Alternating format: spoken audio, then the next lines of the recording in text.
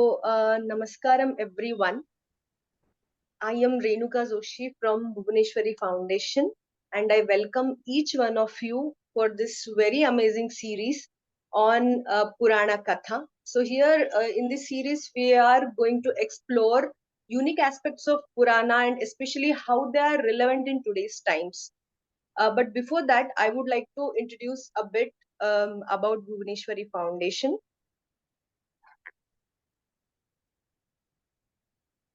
So, Bhuwwaneshwari Foundation is an NGO, and our major goal was to blend Bharatiya knowledge systems with its modern day application. And we majorly focus on three main aspects, that is accessibility and awareness, and also applicability of Bharatiya knowledge systems, and which we can use it in our everyday life. And our major area was education. And before I go forward, I would like to tell you that this Bhuwwaneshwari Foundation is inspired by and also a sister organization of Sri Kameshwari Foundation, whose aim is to basically bring the knowledge of Shastras into this world in a much simpler ways. And Bhuwwaneshwari only became possible by the grace of Bhagwati and also the grace of our acharyas, that is Dr. Suryanarayana Jammalamadaka ji and Dr. Srinivas Jammalamadaka ji.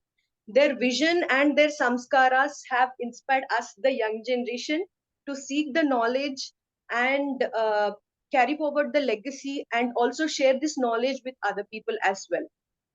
And in Bhuwwaneshwari, yes, inspired by our gurus. So, Bhuwwaneshwari Foundation, we are majorly, our domains are education, research interventions, and also revival of traditional practices. So, as a part of our educational initiative, we have started a Patashala in Madhya Pradesh, Chhindwada, which we have been successfully integrating the knowledge of Bharatiya knowledge systems, that is IKS, with the modern day education. And we are also researching in the areas of traditional agriculture and how it is relevant in today's times, and how we can apply that knowledge in modern day farming. And we also have a very amazing Goshala that you should definitely visit. It's in Madhya Pradesh, Chhindwada. Our focus here is also to give shelter to the abandoned cows and also take care of our cows. So these are the major three domains that we have been working. And the last domain is revival of traditional art forms. So as a part of that, we had started teaching Mudgar to our students at our Pathshala, and we are also in the process of currently it's going on in Madhya Pradesh, the Pravachan and Satsanga on Mudgar Purana, and we are also introducing art forms like Kalari as well to our students. And these are the major aspects that we have been working on. And now, if you, I would invite all of you to join in with us on this mission. And if you want to contribute in any way, you can contact us. Now, coming back to our series, that is Purana Katha. So, I think there are none of us who would not have heard any story in our life, right? So, if I can get any responses, so do we like stories? Is there anyone who likes stories? Yes. So, and stories have been an integral part of our life, and I think we have learned so many things via stories as well. And our rishis were very smart, so they used this tool and to simplify the complicated concepts of Vedas in a very simple language. So Puranas are majorly, they are we have stories in Puranas, but are Puranas mere stories or anecdotes is a resounding no. That is the reason why we thought we need to explore more on this Purana aspect and explore more on what else it can contribute. So now I finally introduce my Acharya, Suryanarayana Jammalamadaka ji, a Nyaya expert, a scholar, an educator, founder of Shri Kameshwari Foundation, to carry forward this session and enlighten us about what are Puranas and how they are relevant in today's life. Over to you, Acharya. Thank you very much, Renuka, and welcome everyone. I would like to be very informal, casual actually, because when we are becoming more formal, we miss out the intricacies many a times. So I have made a simple presentation for all of you, and I wanted to start my session with a small Mangalacharanam. Mangalacharanam is invoking the energies which actually rule us. Om Shuklam Baradharam Vishnum Shashivarnam Chaturbhujam Prasannavadanam Dhyayet Sarva Vigno Pashantaye Ajnanatimirandhasya Jnananjanashalakaya Chakshurunmilitam Yena Tasmai Shri Gurave Namaha Gurur Brahma Gurur Vishnur Gurur Devo Maheshwaraha Guru Sakshat Param Brahma Tasmai Shri Gurave Namaha Shri Gurubhyo Namaha Hari Om. Welcome everyone. I actually congratulate my team filled with lot of energy. We have Aniruddha at Chhindwara, we have Renuka in Pune, we have Sachi in Goa, and we have many other team members who actually realized our dream. At Kameshwari, we had many dreams to establish different centers at different places. We say that we are conquering India once again. We want to conquer India once again. How we should conquer? We should conquer with knowledge. We should conquer with tradition, with achara, with vyavahara. And in that quest, in that, what you say, parampara, conquering parampara, now this is another leap or one another step towards the central India, where our center is situated in Chhindwara, which is in Madhya Pradesh. So slowly we want to establish such a centers. We want to create leaders who actually inspire the next generation in many ways. So I don't want to reveal everything in the first session itself. So first, I want to start by asking a question. How can I differentiate this particular animal with a Jersey cow? A cow which is born and related origin to the Europe. How can I differentiate? This cow is called as a Vrishabha in Sanskrit. It is called a Vrishabha. So whoever is from India and who know how Indian bulls are, they can make a difference actually, isn't it? This type of a Vrishabha is very different from other cows. In English, we have a word called COW, cow, which also relates to this and also other breeds. But if I want to say that this particular cow, which is originated in India, is the most, dharmic cow than the other cows which are found elsewhere. So how can I differentiate? How should I differentiate? If somebody should differentiate and also explain about this, one have to transact, use this term, then how will somebody do that? Any guess? Yes, Sarana Bhagini. I've heard it before, so I can tell you. I've learned it from you. No takers, I can go. Amit ji, we have somebody called the hump. Ji boli. Hump, yeah. So when you want to differentiate something you need to identify its particular or peculiar characteristics. By identifying certain characteristics, we actually define something. When we define something, our purpose of differentiating it from others and identifying it in very large group is also very easily possible. Okay, this is one analogy or similarity which I wanted to use. So what we have to do before we differentiate and identify our particular object or entity, that is defining it. So in the same way, our rishis were also defining what is Purana.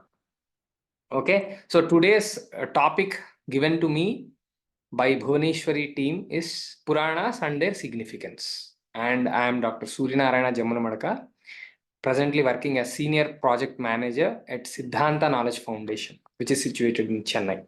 But I work from Hyderabad, you know. So today I want to start with the definition given for Purana. The definition is Sargascha Pratisargascha Vamsho Manvantarani cha Vamshanucharitanchaiva Puranam Panchalakshanam. You have 5 characteristics of Purana. Generally, we mistake the term Purana with a normal story. Purana also has stories, but all Puranas are not only stories. It has some stories. Why? We are going to discuss in this session itself. First of all, we shall understand what is a Purana.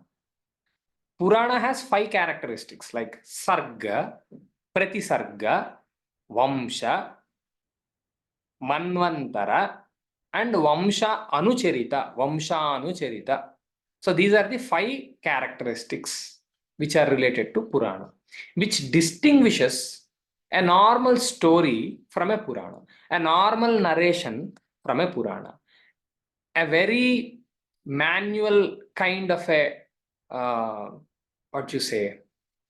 a technical glossary from a Purana.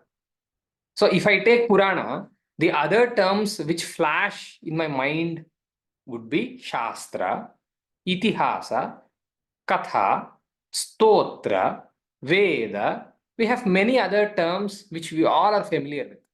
But we have to understand what is the difference between those and this.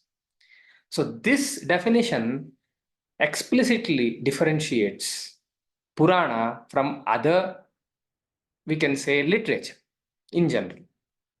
Okay, so what a Purana must have is Sarga.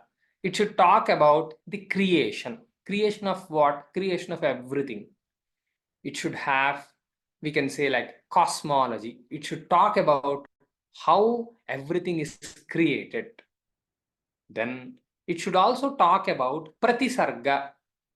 Pratisarga can be taken as secondary creations, or see, secondary creations means in the beginning there is something created, after some time it is destroyed, and again it is created. Just like our day. Every day sun is rising in the east and it is starting, the day is starting. Slowly we perform some functions, slowly the light is increasing, slowly the light is again decreasing, then the day is gone and it's called as night, and again it is created when the sun comes, when the sun is coming upward, which is called as Udaya, Udaya. Then it is again created. So in the same way, this universe or life is not only created once. It is created, it is destructed, it is created, it is maintained, and also destructed. So the observation or the explanation of Sarga and Pratisarga is taking us and showing this entire life, this entire universe, this creation from a higher view. Because many a times we are stuck here. We feel that the entire universe is revolving around us. We are at the center of everything. That is how we perceive. We feel that not everyone is performing their duties, or they are reacting as I want. We feel like children many a times. Children also do that. Children complain that their friends are not responding in the way they are expecting. In the same way, we also do that whenever we are traveling. We find that my fellow travelers are not recognizing my talent, or my fellow workers, my colleagues are not recognizing, or my institute is not recognizing me. So we have many complaints with life. This comes because we are stuck. We are stuck like in a room. We feel we are limited. So Purana ignites or opens up a window from which you can perceive yourself and the unlimitedness within yourself by actually explaining about creation and secondary creations, or which can be called as laya also. So it is also talking about creation, maintenance, and laya. By this, when you are related with this explanation, you can observe yourself from a very height.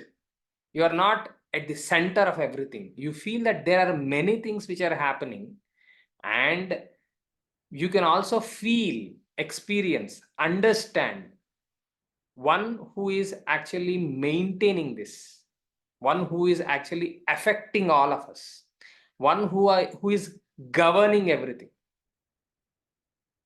He is called as Prakriti in some Shastras, he is called as Ishvara in some times, and he is also called as Paramatma sometimes. So the name may be different, but the energy which is governing all these sargas and pratisargas is the same.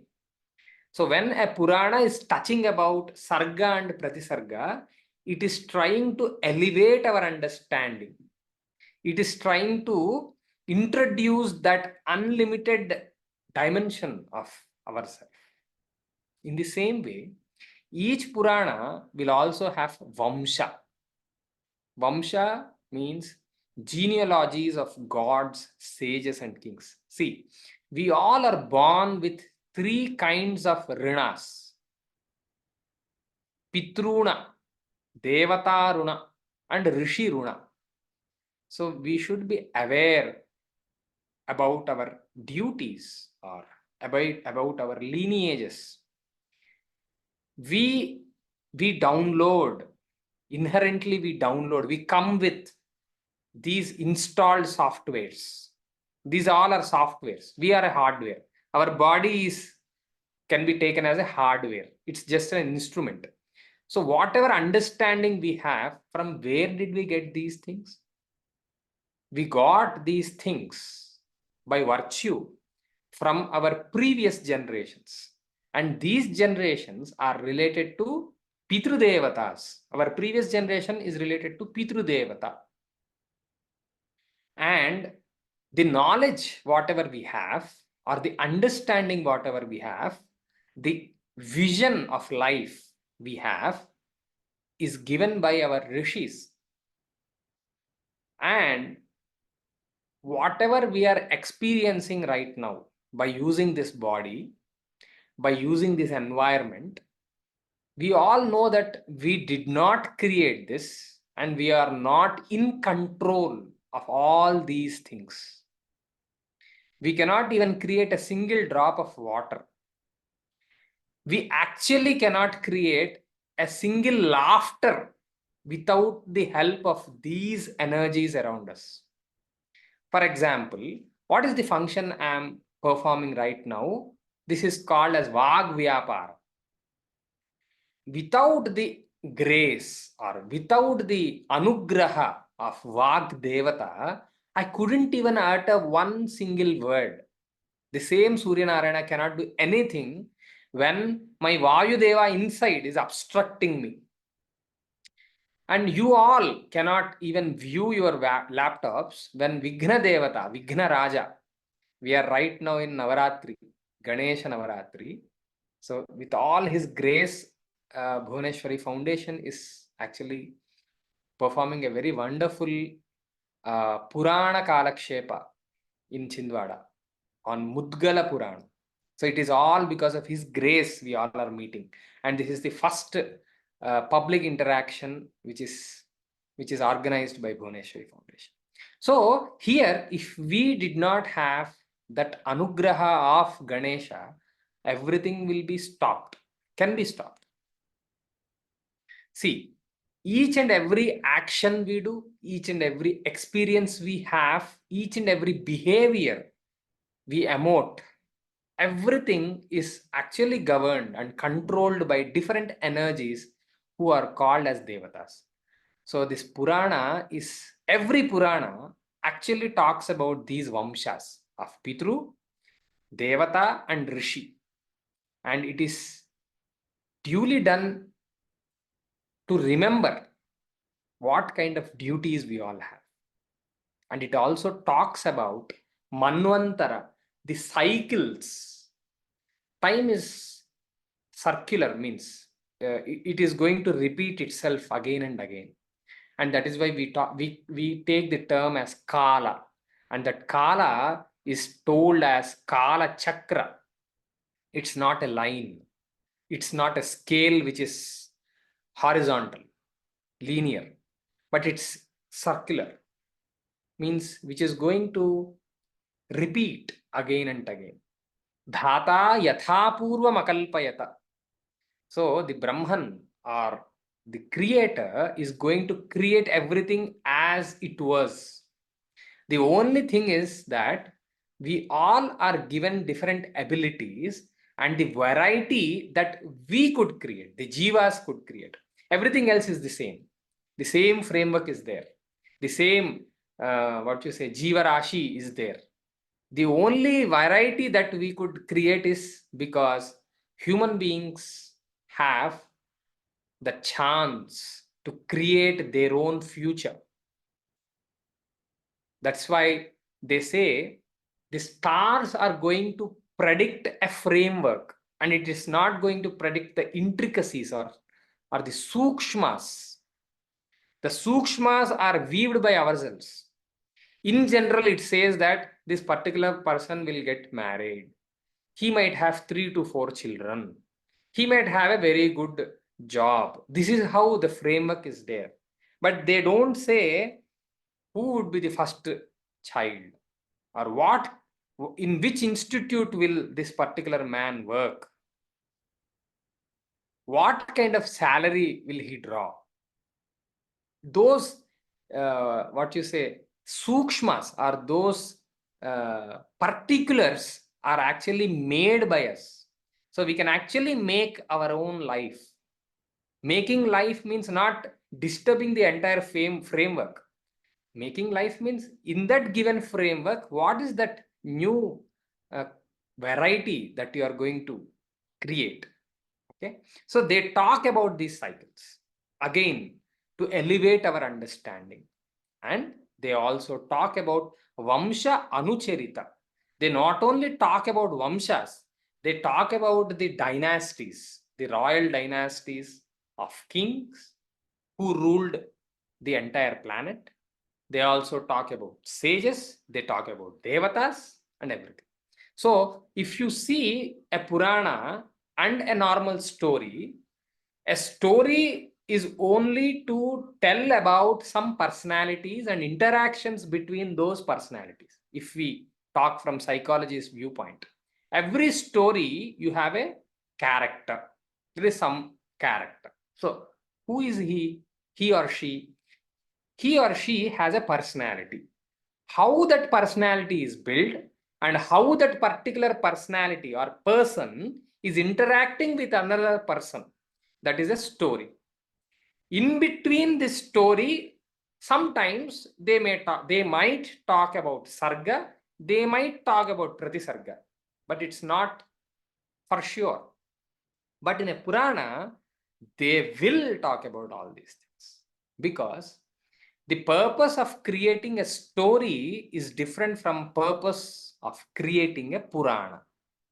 The fundamental difference will be a Purana is given down by our sages, by our ancestors. They all are our ancestors. We are born out of them, isn't it? We all have all these traits in our genes. They all roam, they all traveled, they all lived in the same country where we all are living. They all worshipped the same devatas. They were following the same traditions what we were following, but in a profound way than we are doing right now. We are still in a very diluted situation. We want to focus. They were very focused. They know what they want to achieve in their life. We are still trying to know what we want to achieve. That is the difference. But they gave their experiences in the form of Puranas. So, for example, if you ask how Infosys was founded, you all know the story of Infosys, which is founded by Narayana Murthy and Sudha Murthy, isn't it?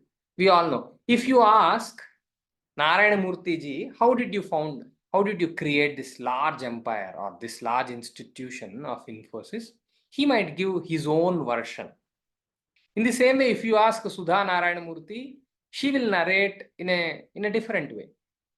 She will bring in those feminine or motherly dimension in creating an institute. If you ask the first employee who worked for Infosys, he might give his own version. In the same way, a Purana is a narration given by experienced people. So if an experienced person is narrating a story, what all will he imbibe? What all will he infuse into the story? So a person who is searching about reality in Purana is not actually a very brilliant person. Just like if we are searching a history book or an inscription or a manuscript, which is actually written by somebody to capture the actuals, okay, that document is different. The purpose of that document would be to actually note down the dates, times, and people who are involved. But people who wrote Purana did not write it to actually note down all reality. They had another purpose. They want to pass on their experience. So experience about philosophy, experience about purpose of life, experience about simplicity, experience about processes, experience about frameworks, experience about devatas. So that is why in a Purana, you will find all these things, which are very delicately, we take the word sukshma, very delicately intertwined into the story. Because, see, whomever we interact with, most of us are very interested in stories because we relate ourselves with one of those characters in the story. Okay, we want to always listen about ourselves. That is why we like story, because there will be some shade, some aspect of some character in that particular story whom we want to be or whom we don't want to be. Okay, that is how we relate with stories. So our ancestors found out this trick, how to make people who are not mature totally interested. So they I don't say that they have created these stories totally, but there are some stories. Always there will be stories in any civilization. For example, if you go after 5 years to Ukraine and ask them, they will narrate their own stories from the times of the war, which is right now happening. And we all have our own stories of what you say, COVID-19, lockdown. We all have our own stories. So we always have stories. In the same way, Purana, the other dimension of Purana is Purapi Navam, which is old, but which is very new. Old but new. What is old? Old is related to what happened, and new is those dimensions which are inspirational for us. It is very new. It is opening a very new dimension, a very new door, a window for us. So what our ancestors did is that in existing stories, they have imbibed some cultural values. They talked about traditions. They talked about values, what is good and what is not.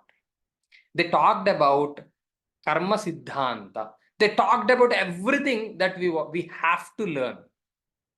If we remove the actual content of Purana from our civilization, we are no Bharatiya.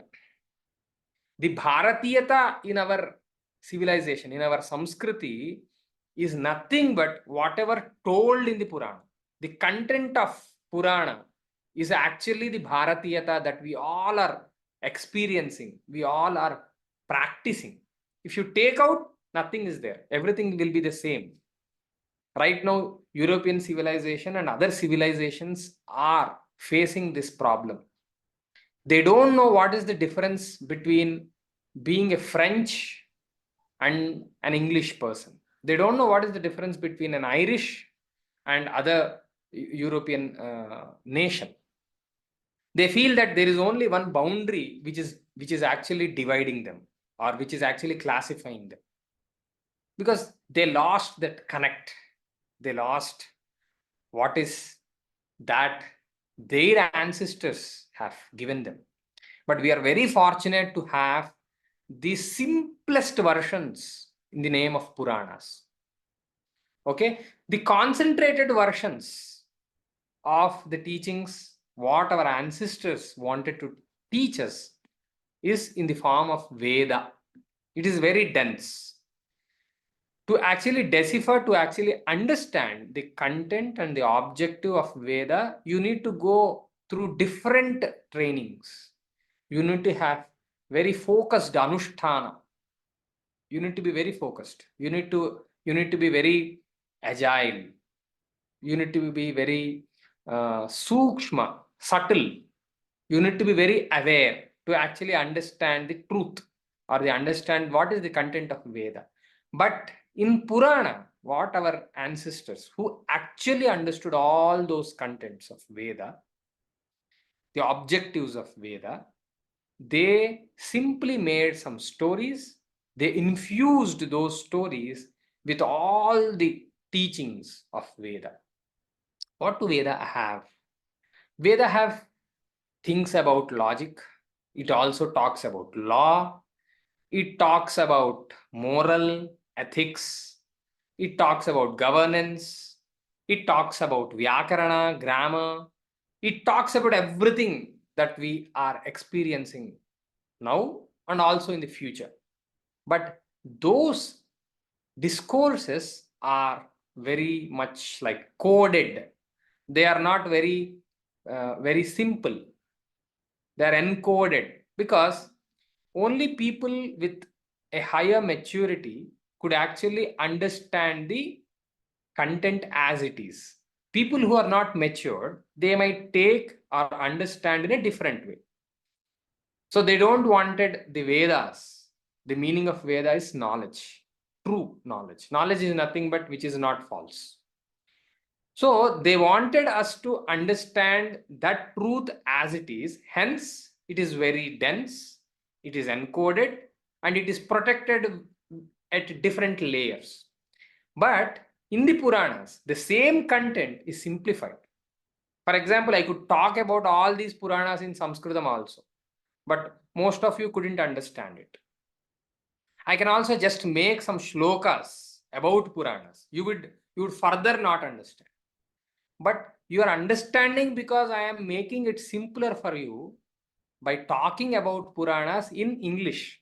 In the same way, our ancestors, our rishis, made them simpler by talking about them in the form of stories. Okay, so these Puranas also have about what kinds of practices are prescribed to actually attain that highest level. We all know that we are still limited. We feel that I don't understand something, I can't do something, I'm not capable of doing something. We feel we are limited. I don't know anything. I don't know many things. That is this state in which we are. And the destination of all our lives is the unlimitedness, which is often called as Kaivalya, Moksha, and many other names. Okay, so Purana also talks about different ways to attain unlimitedness. It talks about bhakti, it will talk about karma kanda, it also talks about jnana kanda. So, like we have Bhagavad Gita in Mahabharata, in different Puranas we have different Gitas. Gita is nothing but knowledge, dense knowledge. All the stotras, what we have are from Puranas, like Lalita Sahasranama, Vishnu Sahasranama, Ganesha Sahasranama, all these things are from Puranas. And we also actually have some historical accounts also. So that is why I'm not saying that we don't have anything which is real. It also talks about reality, but its primary purpose is not only to unfold reality. Its purpose is to teach us, the next generations, to learn some lessons from history, to learn something from which it had happened. So they want us to learn the essence of our past. So that is why they have infused with knowledge, frameworks, processes, and also reality. So it is multi-layered. So the different layers will be disclosed according to the maturity of the learner. It is according to the maturity of the trainer. It is according to the maturity of the listener and different stakeholders. Okay. So overall, our ancestors wanted to guide, they wanted to illustrate. For example, I talked about stories. Why do we all like stories? Because they illustrate, they talk about details. How did somebody talk? How did somebody react? How did somebody fight? How did somebody cook? We want those details. If somebody is only talking about frameworks and not talking about processes, then that endeavor may not be very successful.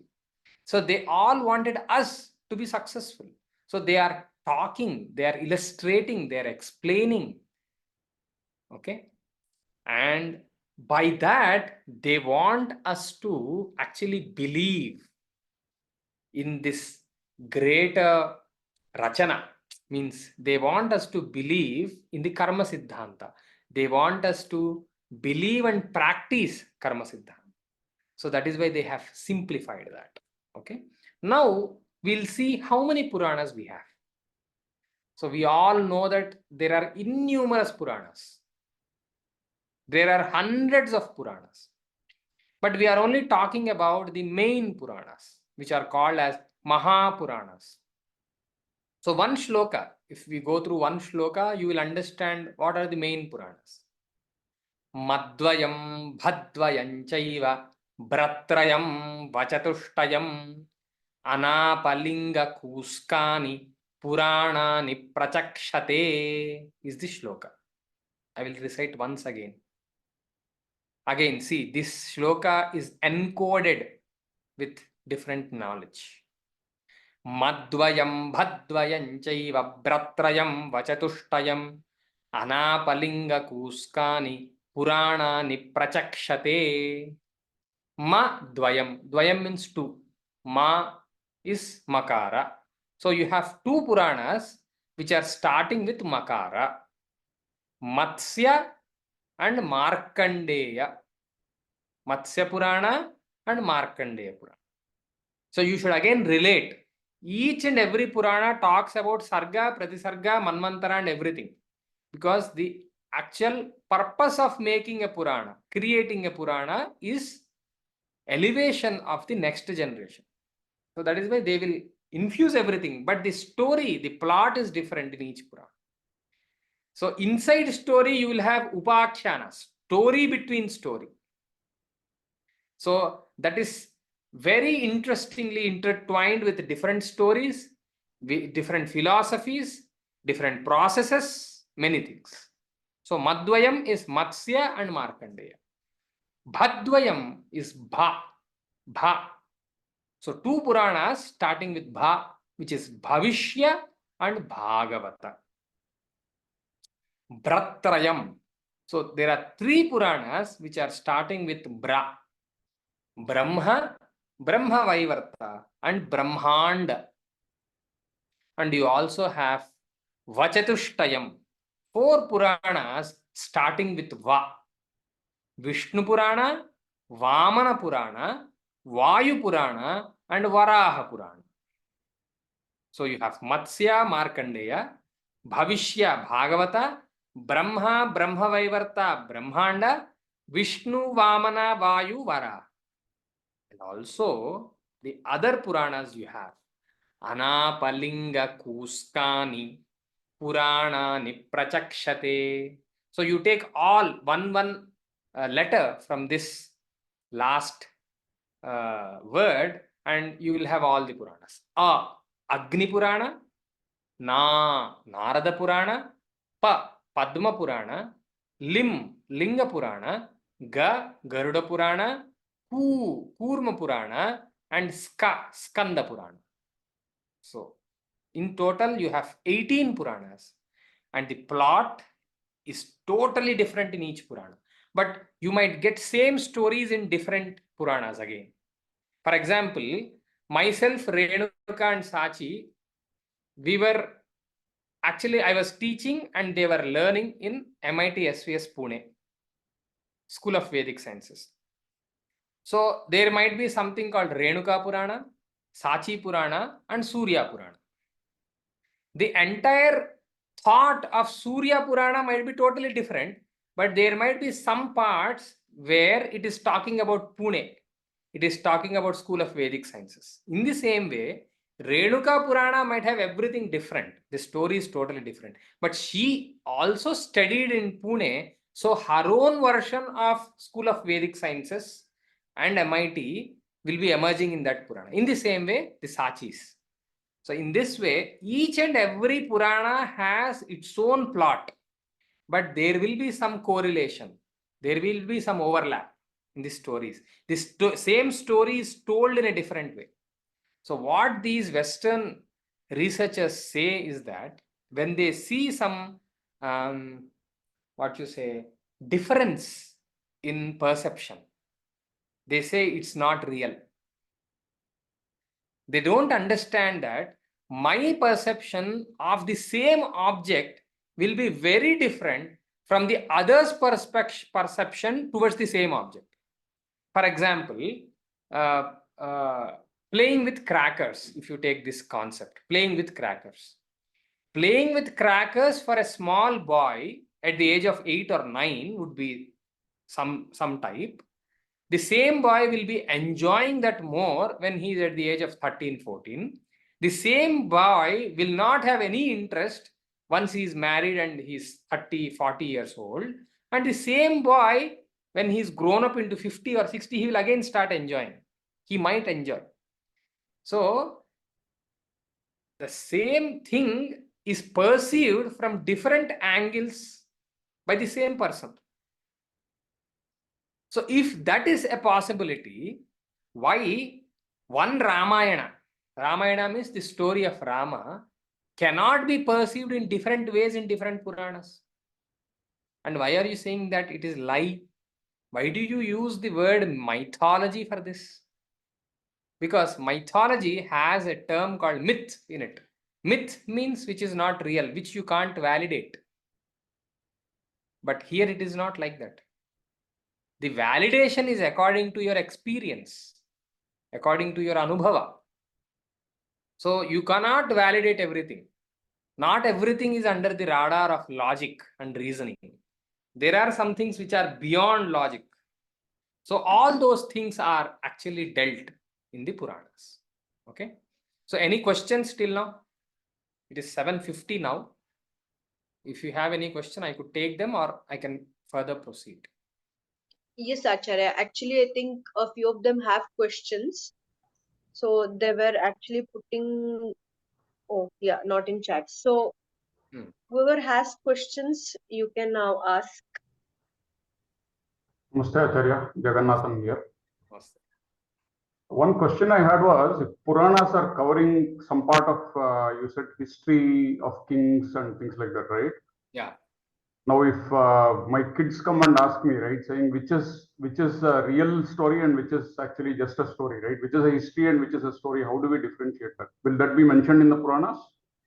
No, it's not actually explicitly mentioned. Only an experienced person could gauge what is the actual reality and what is the perception or the principle or the philosophy which the author wanted us to understand.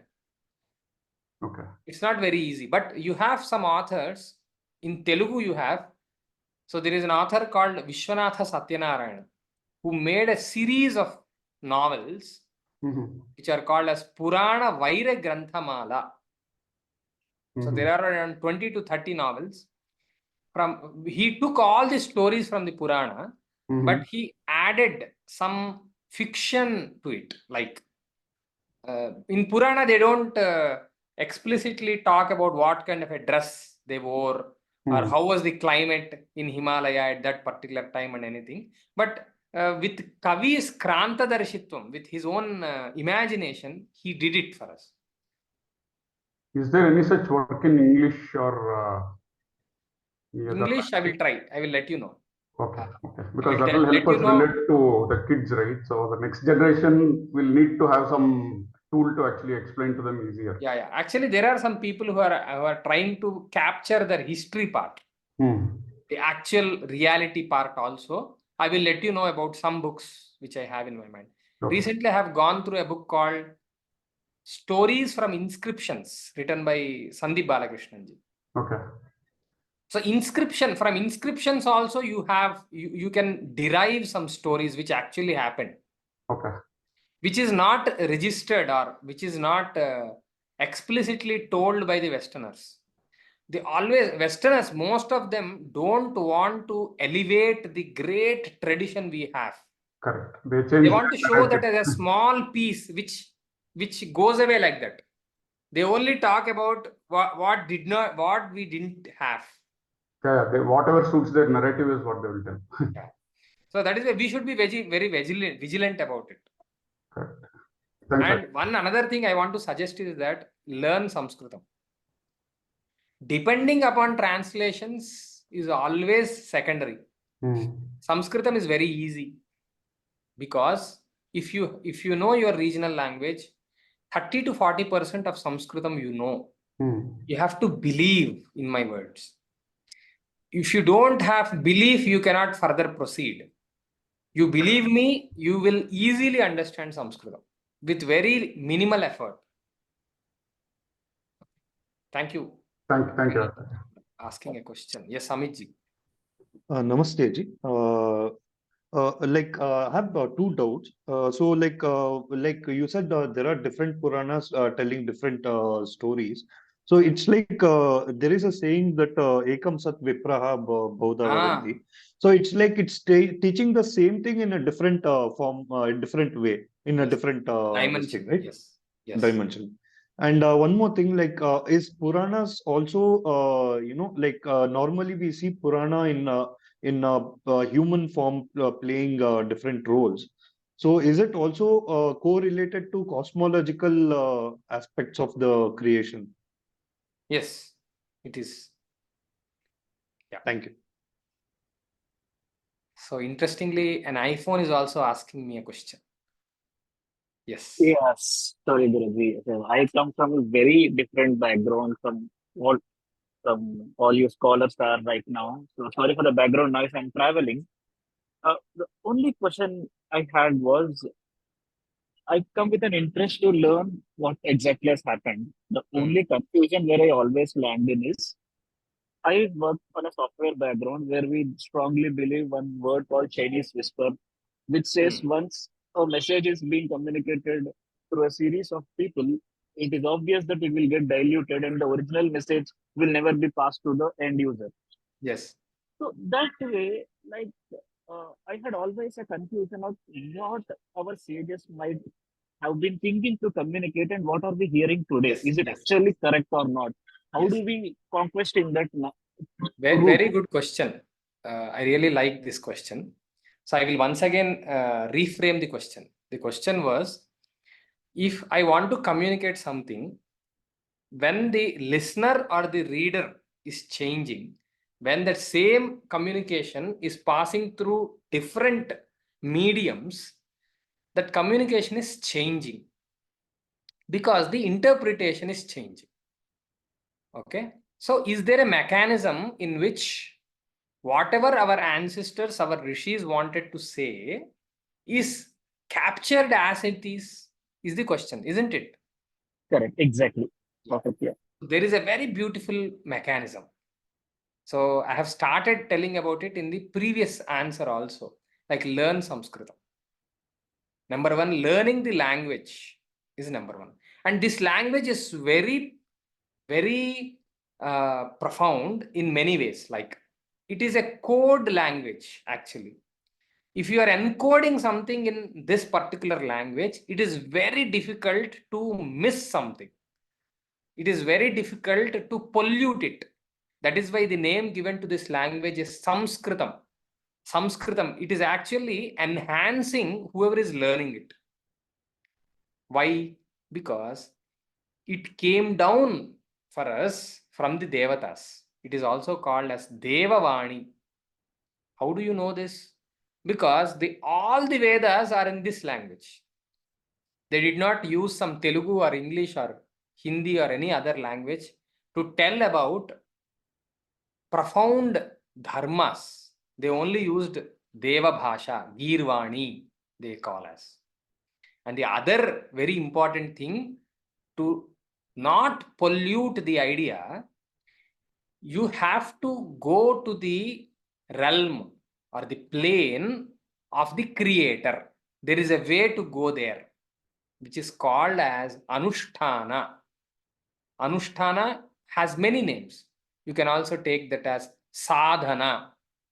See, all our ancestors, rishis, were in some maturity level from where they were actually creating the knowledge.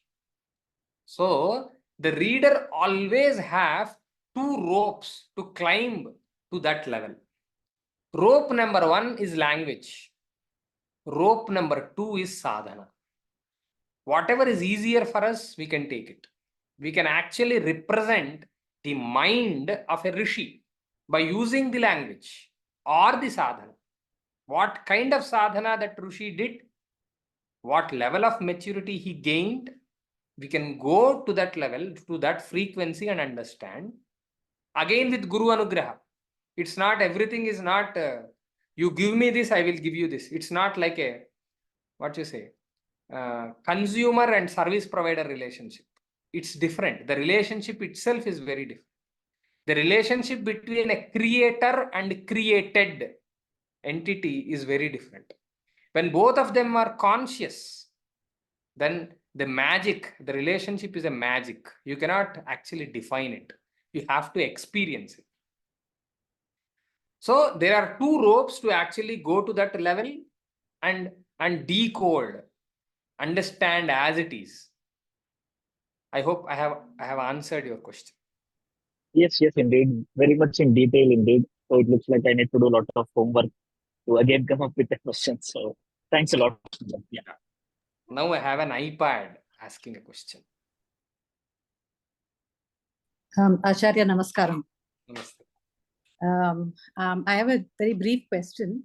Apart from the 18 Mahapuranas that you have listed for us, there are these Upapuranas And from the region that I come from, Telangana and Andhra, we have these Kula Puranas, isn't it? Numerous.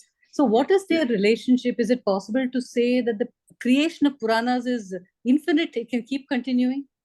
It will continuously happen. But the Mahapuranas are the actual source that we are going to rely upon.